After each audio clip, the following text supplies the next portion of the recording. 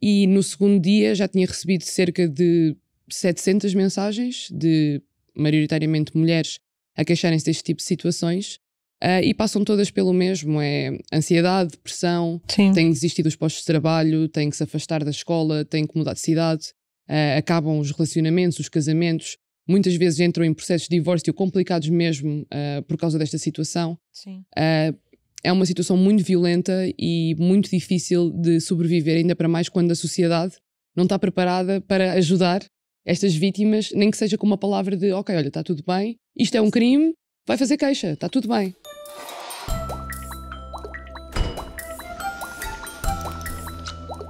Olá! No Igualmente gostamos de celebrar o amor em todas as formas que se apresente. E em fevereiro celebramos o Dia de São Valentim, o dia em que declaramos o nosso amor às nossas caras metades e também reconhecemos a imensa influência que têm nas nossas vidas e no nosso estado de espírito. Mas mais do que rosas ou chocolate, queremos falar e discutir as ferramentas para termos relações saudáveis e com igualdade de direitos e de deveres. Hoje falamos sobre violência no namoro e para isso tenho comigo a doutora Ariana Correia, doutorada em Psicologia e coordenadora do programa Unimais 3.0, programa de prevenção e combate à violência no namoro no ensino superior, promovido pela Associação Plano I, a Inês Marinho, presidente da Associação Não Partilhes, uma ONG que apoia sobreviventes de abuso sexual através da partilha não consentida de imagens íntimas, e a Sandra Batista, da equipa de recrutamento da IKEA Portugal, que vem partilhar o seu ponto de vista enquanto mãe de uma adolescente com 14 anos e um rapaz de 3 anos. Sejam muito bem-vindas. É um prazer ter-vos por cá. E se calhar começo por ti, Ariana, aproveitando todo o teu conhecimento e percurso nesta temática e visto que existem inúmeras formas de violência, algumas com as quais as pessoas estão um bocadinho mais familiarizadas, mas se calhar começávamos por caracterizar este conceito. O que é violência no namoro? Nós normalmente associamos a pessoas mais jovens, mas as pessoas adultas também namoram, não é? Claro que sim, claro que sim. As pessoas adultas também namoram, porém, este conceito de violência no namoro está mais associado às relações juvenis.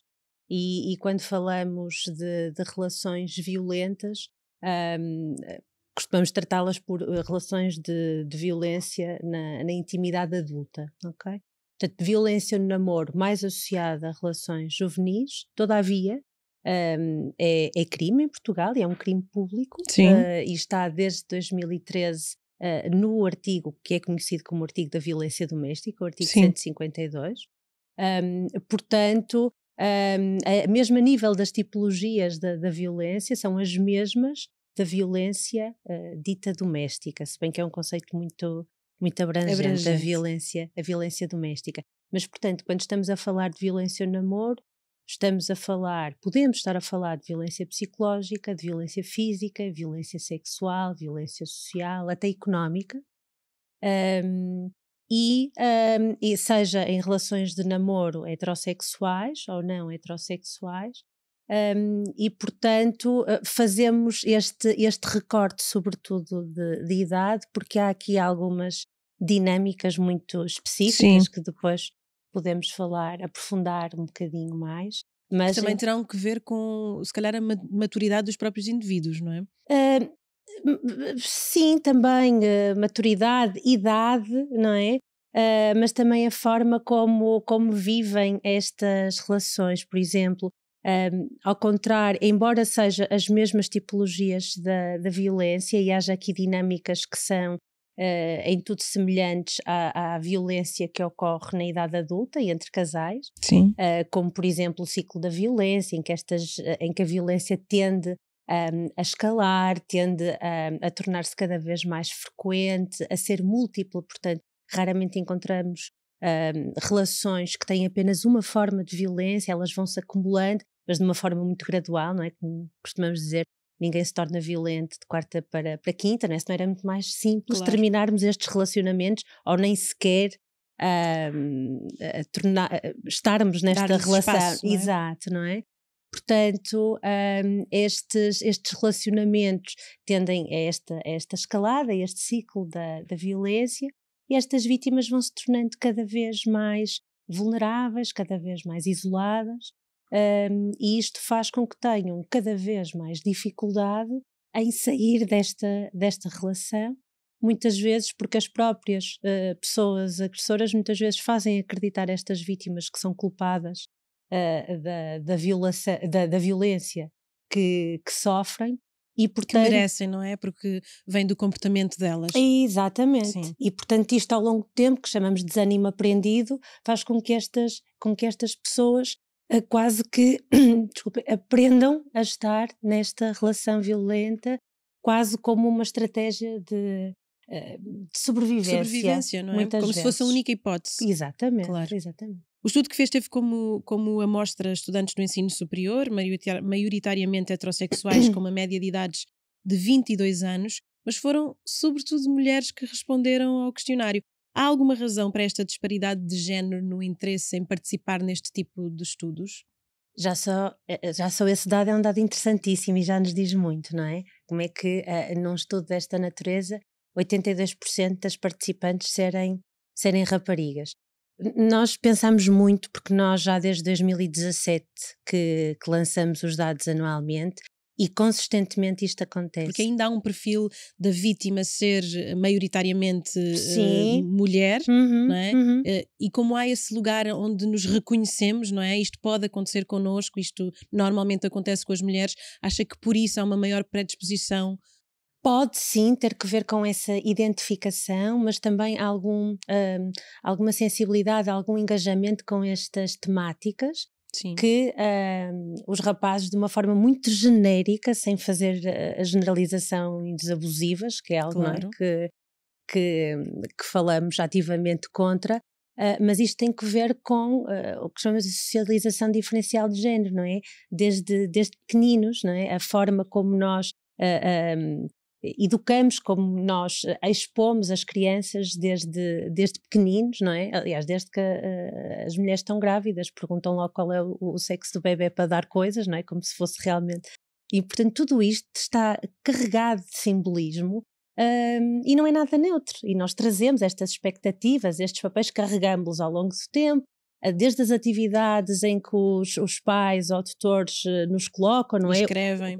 O balé e o futebol, não é? Isto para dizer que estes papéis, não é? Isto depois tem enorme impacto na forma como estas pessoas veem o mundo e a própria sociedade diz que os rapazes e as raparigas devem ver o mundo de formas diferentes porque são esperados deles e delas coisas diferentes. E isto é um tema onde as raparigas estão, ou para o qual as raparigas estão mais... Certo, com as questões das relações sociais, com...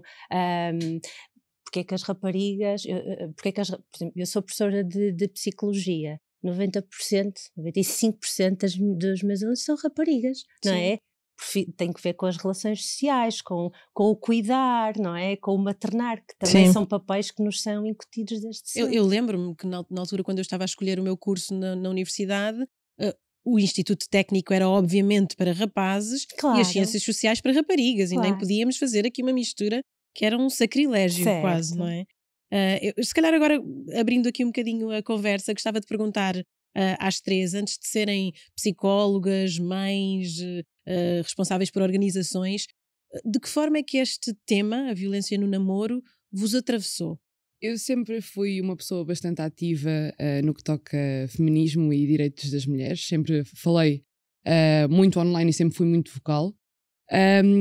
Deparei-me com algumas situações próximas de mim de violência no namoro, principalmente com vítimas mulheres. Que situações, se te puder perguntar? Porque a violência no namoro, eu lembro-me quando estudei um bocadinho mais sobre isso, porque fiz uma peça, o Elfos e Anões, com a Associação Corações com Coroa, que era precisamente sobre violência no namoro e fazíamos em escolas. Lembro-me que a maior parte das raparigas e dos rapazes não reconheciam uma série de situações, isto de ir ver o telemóvel, de dizer não leves essa saia. Pronto, por isso é que te pergunto que tipo de situações, porque acho que é um lugar, muita gente não percebe muitas vezes que está numa relação abusiva, não é? Sim, claro. Há aqueles comportamentos que eu costumo chamar de microagressões, que parece que não... À partida ninguém vê maldade nisso, mas tem maldade, como controlar as redes sociais da pessoa, controlar com quem é que a pessoa fala, controlar o tipo de roupa que a pessoa usa, controlar com quem é que a pessoa se dá. E eu via muito este tipo de situações à minha volta com as minhas amigas. não chegou a acontecer nenhuma assim tão grave comigo, porque eu tinha uma mãe muito atenta e também que sempre me chamou a atenção em relação a estas coisas e não me deixar ser controlada nem não por ninguém, muito menos por uma pessoa que supostamente me ama. E se não era a minha mãe a controlar o que é que eu fazia nas redes sociais com 18, 19 anos, porque seria o meu namorado. Então eu sempre estive muito atenta e consigo reconhecer quando alguém está a ser tóxico comigo. Por isso eu acho que é mesmo muito importante haver estas conversas, não só de professores para alunos, mas também de pais para filhos, porque eu já consegui reconhecer nas minhas relações comportamentos tóxicos porque a minha mãe assim me ensinou. E disse, olha, isto não é correto. Alguém dizer que tu não podes usar este tipo de roupa não é amor, não é gostar de ti, é controle. E isso faz-nos estar mais atentos. E eu acho que é para isso que é importante falarmos destas coisas. Sim. E a ti, Sandra, como é que a violência no namoro surgiu na tua vida? Porque é que foi uma preocupação? Foi depois de te teres tornado mãe? Obviamente que o facto de me tornar mãe faz com que tenha o outro lado da preocupação sobre a violência no namoro.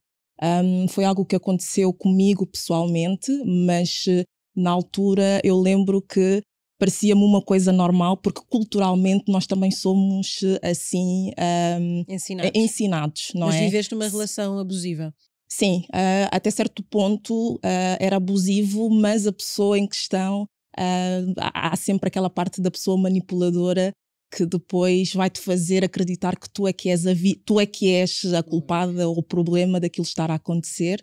A Ariana já nos trouxe isso, não é? Exatamente. É mesmo um mecanismo. É um mecanismo, exatamente.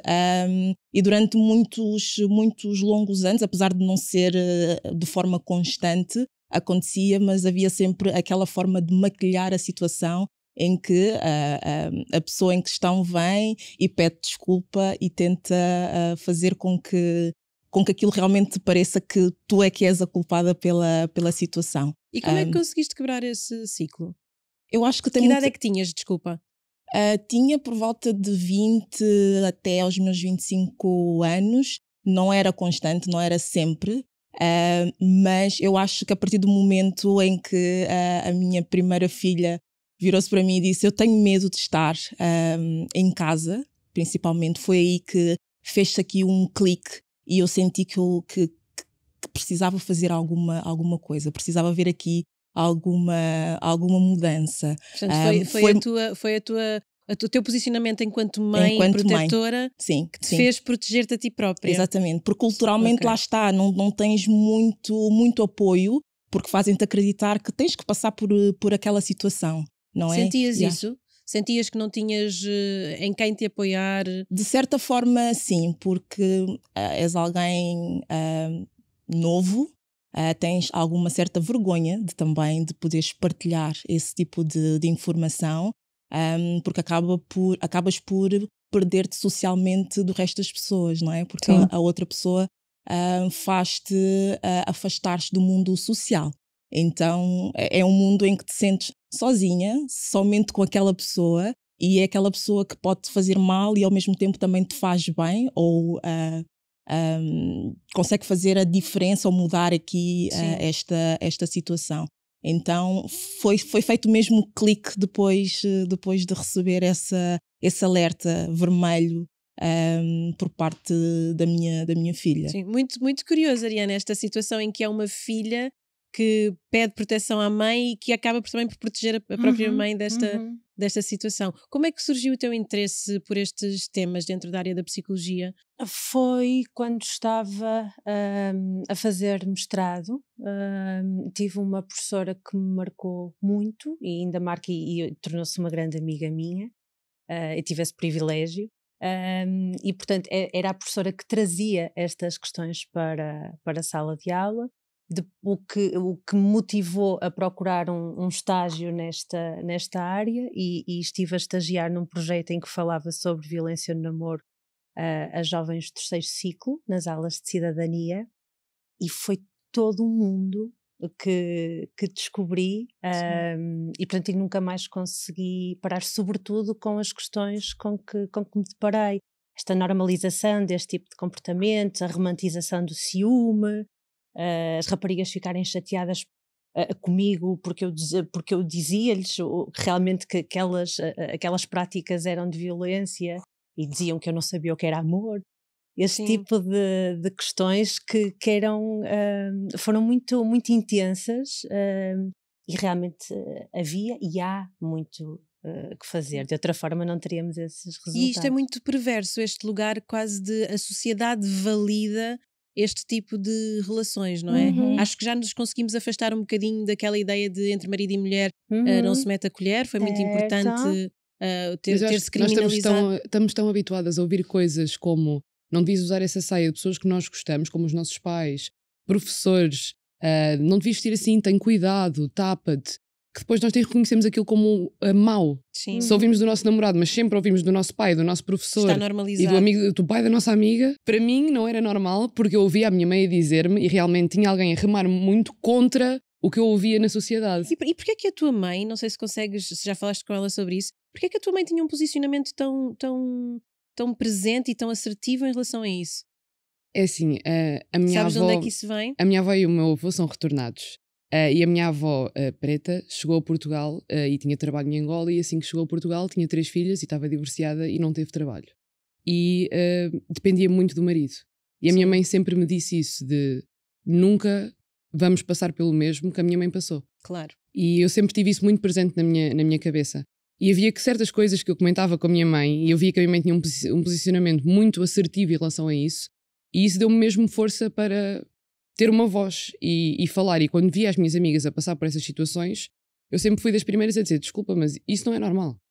E até há relativamente pouco tempo, agora criou-se uma coisa do Instagram que é o Threads, e tive a ter uma discussão ainda ontem, porque estavam um monte de pessoas a dizer: ciúmes é uma coisa boa, ciúmes até pode ser bom. E eu estava a dizer: nenhum ciúme é bom. Eu própria sinto ciúmes, mas eu sei que vem de uma insegurança e eu nem sequer os mostro, porque eu sei que posso fazer a pessoa sentir-se mal e sentir que realmente pode estar a fazer alguma coisa que me deixe insegura. Então eu tento lidar com eles de outra maneira e não pressionar a pessoa com as minhas inseguranças. Sim. Mas isso também tem muito a ver com o ter autoestima. Sim, sim, não é? claro. Porque muitas vezes nós vemos a outra pessoa a ter ciúmes, e para quem tem autoestima se calhar um bocadinho mais baixo, parece: uau, esta pessoa gosta de mim, esta pessoa realmente preocupa-se comigo, Fica não consegues ter aquele gatilho. elogio, não é? Exato. Exatamente. Não Eu- me quero perder, eu sou Exatamente. Eu estava máximo. tão habituada a sentir que os meus namorados tinham ciúmes de mim, que agora o meu namorado, que é uma pessoa normal, não tem ciúmes de mim, e eu achava estranho assim: porra, então não gostas de mim? Não sentes nada? Podes Não, sentir um bocadinho só. ele é que é normal, ele é que não tem ciúmes porque confia em mim, acredita em mim e sabe do que é que eu sou ou não capaz. Sim.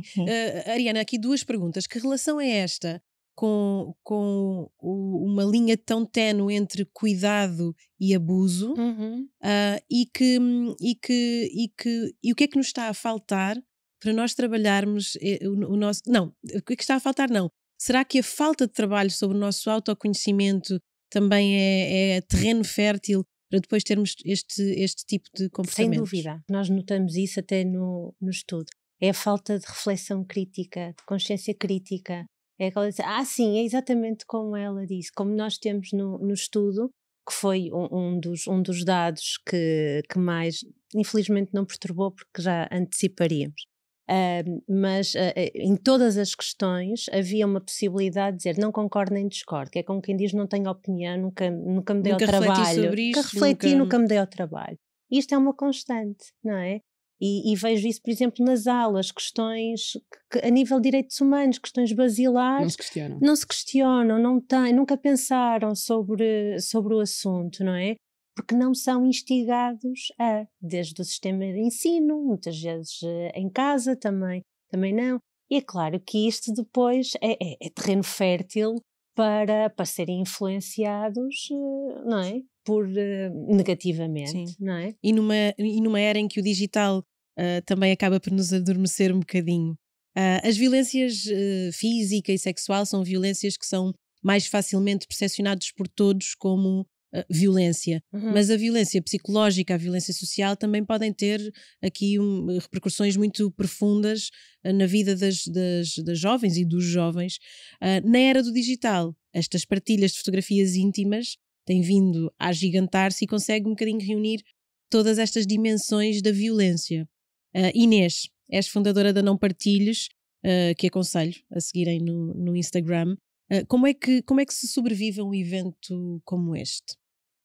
Ainda bem que usaste a palavra sobrevive, porque é mesmo isso que é a questão, porque infelizmente há muitas pessoas que não conseguem sobreviver a este tipo de situações, dependendo de onde vivem e da cultura onde se inserem. E do apoio que têm. E do apoio que têm, exatamente, a retaguarda que têm. Infelizmente, este crime aumentou em cerca de 300% durante a pandemia, porque obviamente haviam muito mais pessoas a mexer nos telemóveis e nos computadores. E eu percebi, eu também sendo uma sobrevivente desse crime, percebi que a maior parte da sociedade estava contra as vítimas e não a favor.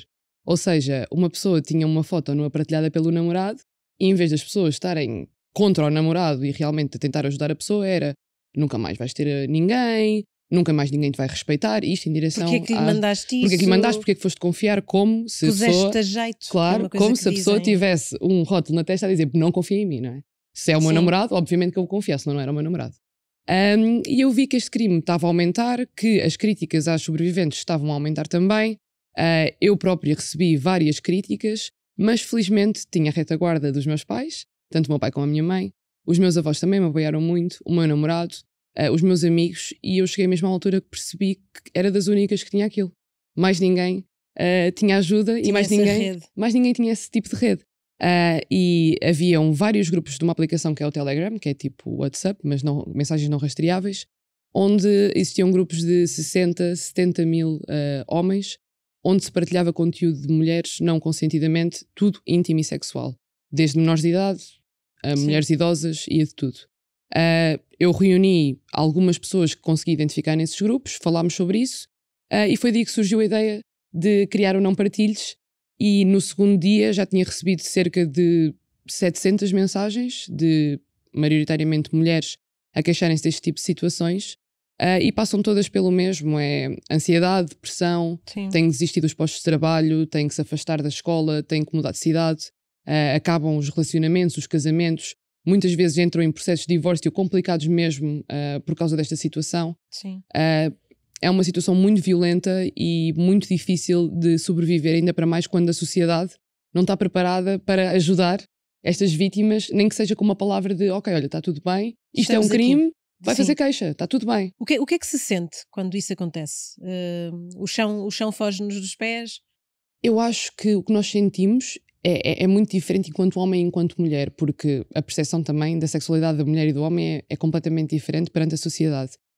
Enquanto mulher, o que eu ouço e o que eu própria senti foi muita ansiedade de, ok, isto é uma doença crónica, porque eu nunca vou conseguir tirar isto da internet. Por muito que eu me esforce, alguém que guardou isto no telemóvel pode publicar daqui a 10 anos.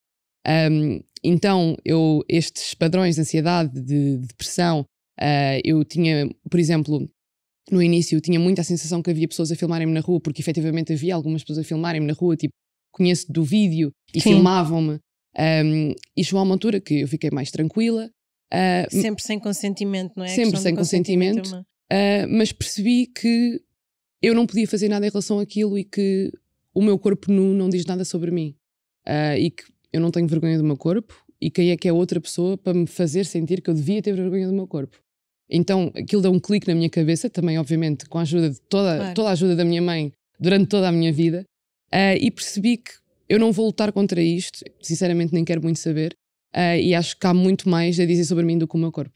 Sim, e como é que tu achas que este tipo de situações influencia o futuro, o presente, obviamente, e o futuro das pessoas que passam por esse tipo de situação? Eu acho que é muito normal as pessoas, por exemplo, ficarem retraídas sexualmente e retraídas também socialmente, não querem confiar em alguém, não querem ter novas amizades e novos relacionamentos, porque claramente alguém lhes quebrou o consentimento e a confiança de uma maneira muito grave. E acho que também há pessoas que têm muito medo de não voltarem a arranjar trabalho e de não voltarem a conseguir ter relacionamentos. Sim. Ariana, muita gente a partilhar contigo histórias sobre este tipo de situação? Muito, muito. Por acaso é interessante, na universidade nem tanto, porque o meu papel é diferente, portanto estou com as pessoas todas as semanas, mas mesmo assim... E mais no lugar de professora. Exato, portanto é diferente, mas ainda assim recebo e-mails e as pessoas esperam-me para falar comigo, ou então tenho uma amiga que não é? Sim. Mas quando estava nas escolas com jovens de terceiro ciclo era um efeito Me Too, mas em todas as sessões era extraordinário. E a questão da violência sexual é muito interessante, porque para já aquela ideia de quando é violação, se bem que ainda há muitas vezes a ideia de que é um estranho Sim, um homem barbudo na estrada escura, não é? Sim. E esta ideia de que a maior parte das violações são perpetradas pelo namorado ou pelo marido é assim uma coisa que abala. E depois, quando começamos a aprofundar, assim, não tem sequer que ser uma violação, tem de ser uma coação, deixar-te desconfortável, não é?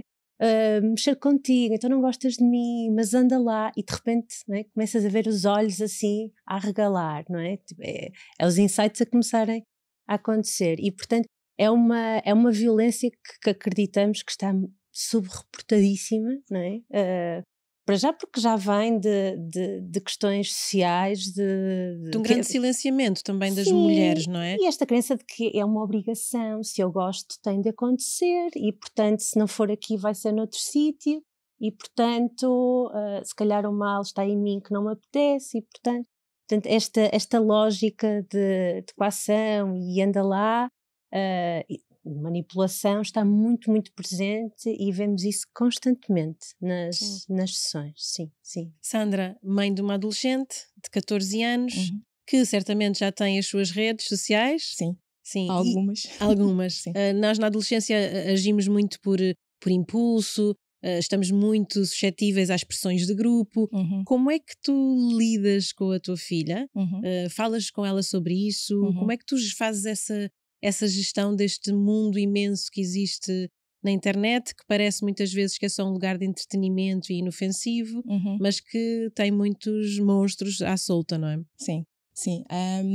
Nós temos uma relação de muita cumplicidade. Eu acho que é muito importante, e ela, por iniciativa própria, deu-me acesso às suas redes. O que facilita muito e que me deixa muito, muito mais à vontade em relação a com quem que ela fala, quem que faz aqui as solicitações de amizade, e nós falamos muito sobre privacidade online, sobre comunicação saudável, sobre como ser bom para as outras pessoas, ter empatia, porque é muito importante, e falávamos aqui da partilha de imagens íntimas. Assusta muito essa questão do vazamento de imagens, porque lá está, uma vez na internet, para sempre na internet. Sim, esta ideia de doença crónica, acho que deixa muito... É real, é realmente deixa uma real. imagem muito, muito, muito certa, não é? Em relação ao que é. Então nós falamos várias vezes sobre esses assuntos. Há sempre aquela... tento sempre mostrar a ela que tipo como é que isto pode afetar a outra pessoa a longo prazo, afetar aqui também a sua própria reputação, digamos. Mas trabalho muito a parte da autoestima dela, a parte dela se aceitar como ela é. E eu acho que isto acaba por ajudar muito nesta pressão de ir ao encontro daquilo que as outras pessoas fazem. Aceitando ela como ela é, ela acaba por não estar tão vulnerável a este tipo de situação. E consegues fazer a gestão entre a tua curiosidade natural e a tua necessidade de posicionamento enquanto mãe perante esse acesso livre às redes dela? Não é fácil porque ela vive longe de mim, está a algumas horas daqui, ela vive na Suíça, mas eu falo com muita assertividade, não é? Muitas vezes, e pelo facto dela estar longe, não queremos ser tão agressivas ou tão brutas, para também não aumentar muito aqui a ausência que eu possa fazer na vida dela. Mas eu acho que pela educação que ela tem e pelo respeito que ela acaba por ter por quem é mais velho, ela acaba por aceitar, e eu limito muito aqui a questão de estar na internet. É muito importante ter aqui um equilíbrio entre o online e o offline. E conto muito com a ajuda dos meus pais nesse sentido, que tentam sempre, de todas as maneiras, com que ela conviva muito mais com eles do que estar completamente isolada. Sim. E são avós que estão atualizados nesta linguagem da internet? Nem por isso. O máximo que eles sabem usar é o WhatsApp, para fazer umas chamadas e mandar mensagens. Não estão muito por dentro nem do que diz respeito ao Facebook, não é? Sim. Mas são fortíssimos na linguagem do amor, não é? Sim, exatamente, que é super importante. Muito, e também acabo importante. por ter aqui a ajuda da minha irmã, que tem 25 anos, e então já é ali alguém que me pode substituir de alguma forma na assertividade e no controle do tempo que ela pode ou não passar online. Sim, e até no conhecimento, não é, do que também são estas redes todas. Exatamente. Nesta temporada nós criámos um espaço para que os colaboradores da IKEA e colaboradoras da IKEA pudessem colocar as suas perguntas e temos aqui logo uma em tom de provocação. É um comentário de um colaborador da IKEA que não se quis identificar, porque temos também essa possibilidade das pessoas dizerem quem são ou não dizerem. E ele assume a si mesmo uma provocação. Quem acham que é o culpado por haver agressões no namoro? A rapariga por ter sido assim educada pelo meio envolvente ou o rapaz pelas mesmas razões? Serão ambos ou não passam de vítimas? Como mudar para sempre este paradigma? Gratidão desde já. Provocação. Provocação. Mas efetivamente, e é um dado que temos no estudo, e ele tem vindo a ser bastante consistente ao longo dos anos, é que percebemos que, antes de mais, pessoas agressoras tendem a ter crenças de género mais conservadoras, ou seja, esta ideia do que é ser homem, o que é ser mulher, estas expectativas, tendencialmente são visões mais conservadoras quando são pessoas agressoras, no namoro e não só. Sim, nós tivemos cá o Tiago Relino e o Dino de Santiago a falar na temporada anterior sobre masculinidades. É um episódio que aconselho, vão procurar, porque falávamos muito nessas crenças de papéis de género e acho que é importante estarmos alerta. Sim, para percebermos os nossos comportamentos. Sim. E um dado muito interessante é que não só as pessoas agressoras tendem a ter estas crenças de género mais conservadoras, mas também as vítimas. Ou seja, o que é que isto faz? Isto depois torna-se terreno fértil para normalizar comportamentos, não é? Porque há aqui um comportamento meio simbiótico, claro, não é? Sim. Eu acho que posso, sim. Eu acho que tu podes. Sim, não é? E muitas vezes isto não é violência, isto é só uma relação a acontecer, não é? E é muitas vezes com base em modelos sobre os quais foram criados, não é? Portanto, não quero com isto dizer que as pessoas que foram educadas em contextos de violência vão se tornar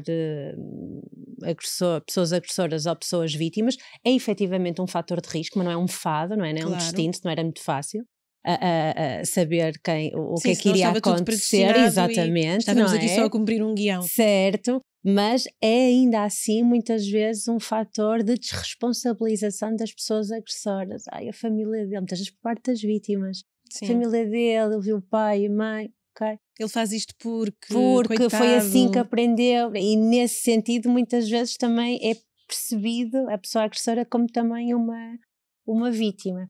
Como contornar? É desde cedo dar-lhes ferramentas para perceberem o que é que são relações funcionais e não funcionais, não é? Perceber direito aqui emoções fundamentais, a empatia, a assertividade, a consciência crítica e, portanto, promover estas questões, e somos muito mais do que a matemática e o meio físico, não é? Sim. Sandra e Inês, vou querer que comentem também esta provocação, mas antes disso, estamos aqui continuamente a falar das vítimas no feminino e dos agressores no masculino. Continua a fazer sentido? Tenho dito pessoas agressoras e pessoas vítimas, pois. Precisamente... Sim.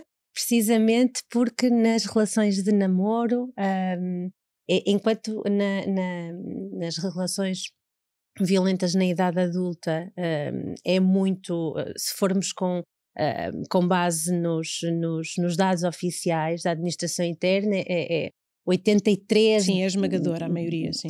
Mais ou menos de mulheres vítimas. Aqui nas relações de namoro é mais simétrico. E Sim. o que se percebe é que muitas vezes nas relações os dois são vítimas e os dois são agressores. Okay? E portanto o que se tende a inferir daqui é que existe aqui um esforço em que a rapariga se defenda, só que de uma forma completamente disfuncional. Isto não é olho por olho, dente por dente, não é? Claro. Isto é quase um empoderamento tóxico, não é? Agora, tu não me fazes isto, então agora vou ser também eu agressora, e então a relação ainda se torna mais disfuncional. Sim. Mas vemos este padrão que nas relações de intimidade adulta não vemos. É um agressor e uma vítima, normalmente mulher. Sim. Sandra, o que é que te apraz dizer, reagir perante esta provocação? Eu acho que culpar um dos envolventes acaba por não refletir a complexidade deste tema. Não é? Sim. Acho que desde muito cedo temos que trabalhar, e como diz aqui a Ariana, temos que consciencializar no que diz respeito à educação deste tema.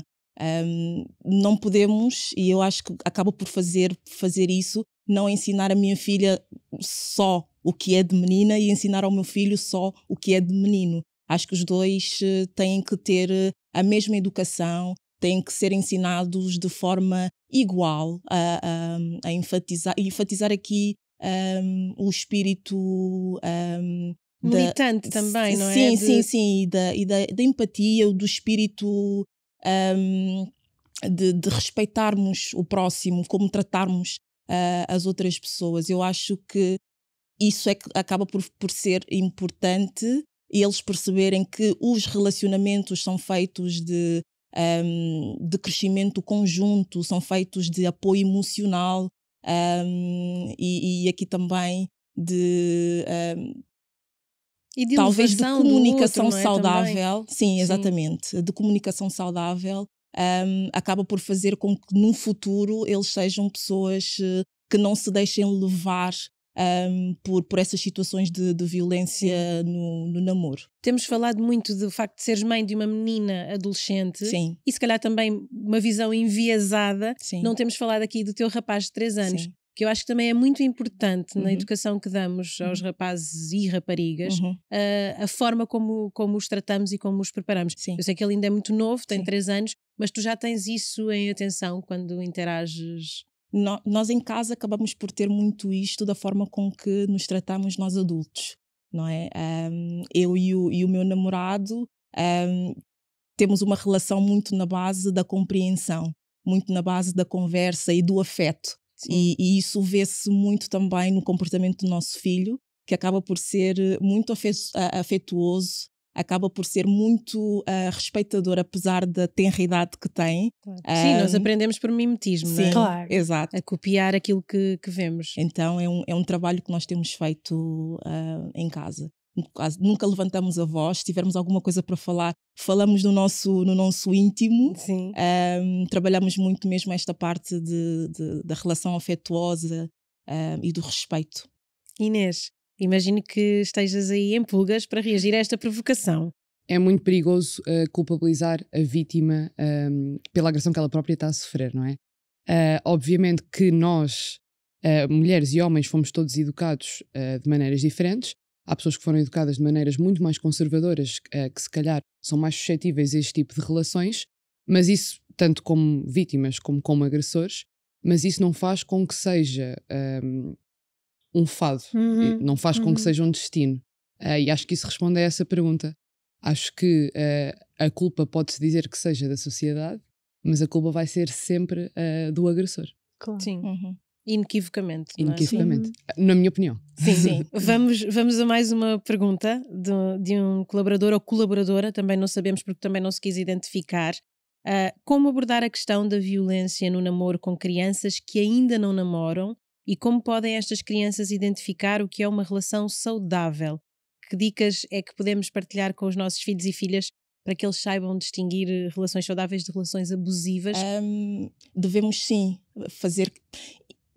enfatizar esta questão do espírito crítico, desde muito cedo dizer à criança, olha, tu podes dar a tua opinião, tu podes, só podes fazer as coisas com o teu consentimento, seja ele a nível emocional, seja ele a nível profissional, seja Sim, dar-lhe um lugar de fala, não é? Dar-lhe um lugar de... Sim, mas também é importante dizer a pessoa, aos nossos filhos, tens que deixar o teu parceiro também se poder expressar e dizer aquilo que sente. E muito também estar aqui em alerta com aquilo que nós chamamos, desculpem a repetição, os alertas vermelhos, não é? O ciúme excessivo, a privação de estar na rede, a privação de poder lidar socialmente com as pessoas. O excesso de opinião sobre o que vestimos, o que fazemos, exatamente. Com quem estamos. Todo esse controle, eu acho que com conversas e introduzindo cada vez mais esse tipo de formas de estar, de formas de poder falar, comunicação, outra vez, saudável, é muito importante e acaba por moldar aqui muito o quadro.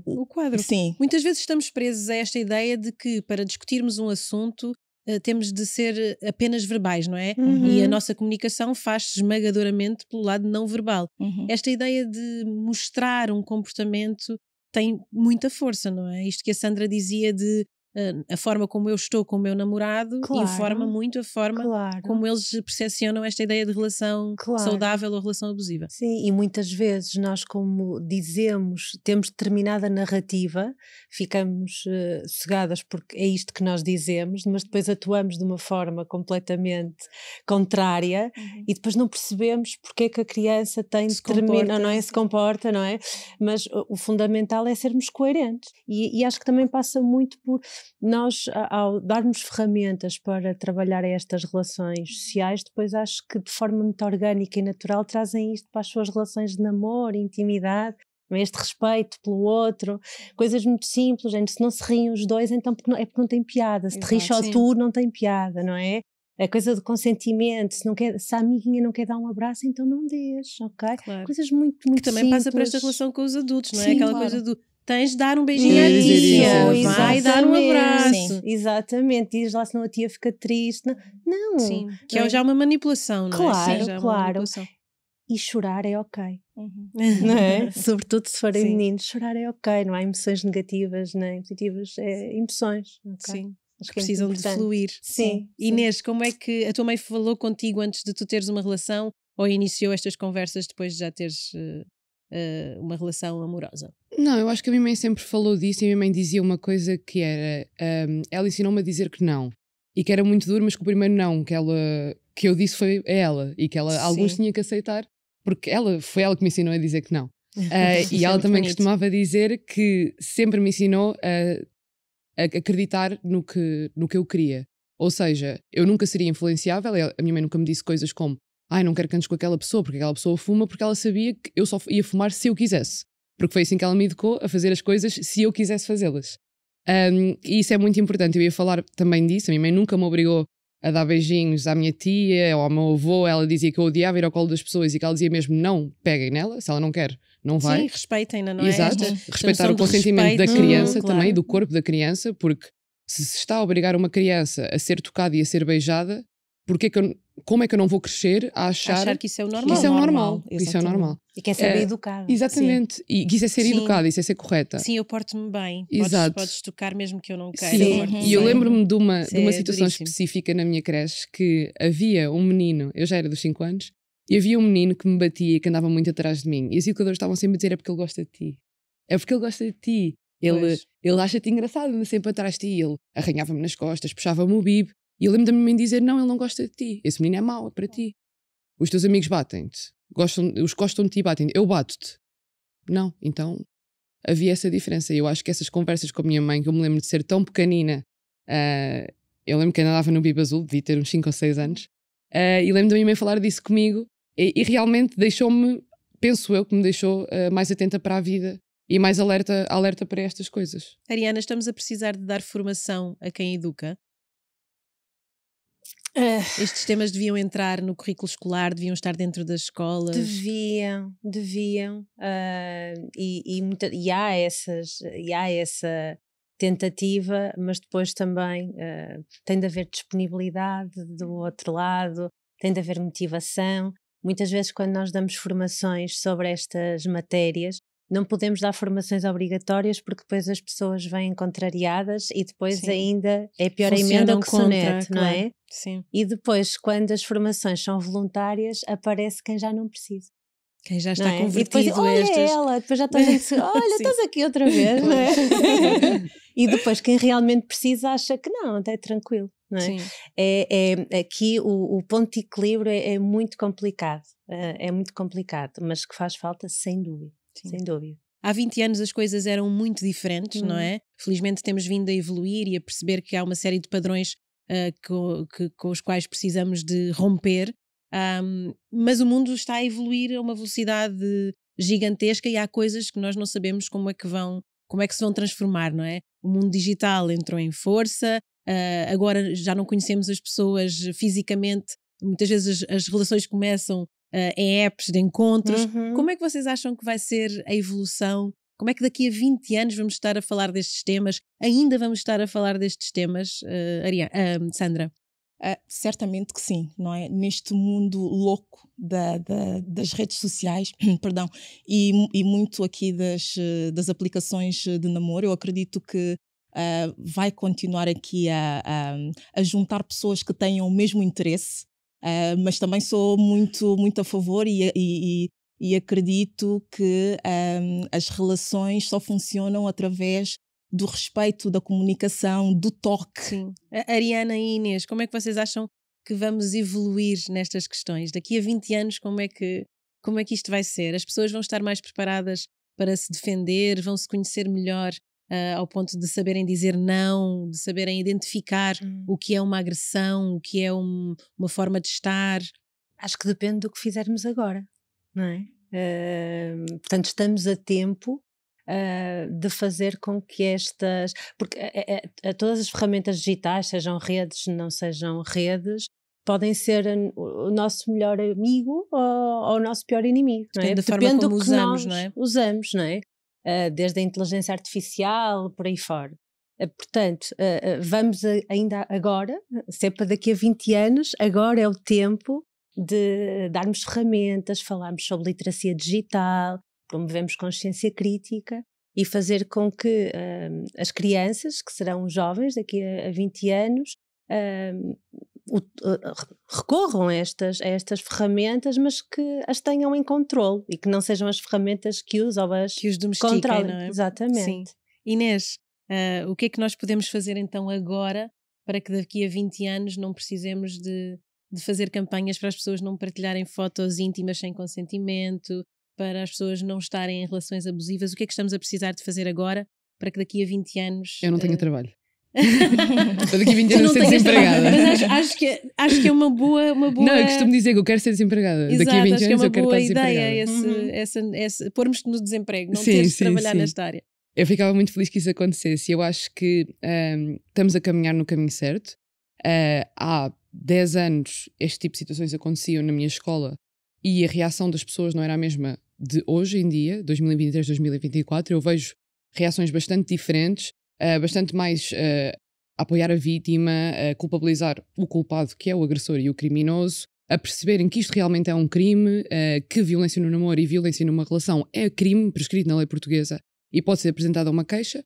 E eu acho que estas conversas com pessoas mais novas, conversas com educadores, tanto pais como pessoas que contactam diretamente com as crianças e com os jovens, vai nos ajudar daqui a 20 anos eu não ter trabalho, eu ter muito menos. A nossa conversa vai ter de ficar por aqui, ainda com imensas perguntas para fazer. Acho que é um tema que temos ainda muito para desbravar. Falámos de violência no namoro, porque infelizmente ainda é uma realidade com a qual estamos a lidar. Queria agradecer-vos imenso por esta conversa tão franca, tão disponível, tão boa. Obrigada. Ariana, Sandra e Inês. Aconselho-vos a vocês a seguirem a Não Partilhes e também a Associação Plano I para saberem o que é que estas entidades estão a fazer e de que forma é que estamos a evoluir neste tema. Se gostaram desta conversa, subscrevam ao nosso podcast, deixem o vosso comentário nas redes da IKEA, comentem também no YouTube e partilhem, porque muitas vezes uma partilha consentida e de conteúdos que fazem a diferença pode efetivamente, passando a redundância, fazer a diferença na vida de alguém. No próximo episódio falamos sobre mulheres, é o mês das mulheres, em março fala-se das mulheres, mas falamos das mulheres no desporto, um meio ainda muito masculino. Vamos perceber que efeitos é que isso tem na prática desportiva no feminino. Estamos a precisar de investir, estamos a precisar de olhar com outra atenção para podermos reivindicar outro lugar para as mulheres no desporto. Estamos a deixar alguém de fora? Tudo respostas que vão poder encontrar no próximo episódio. Juntem-se a nós no Igualmente. Até já!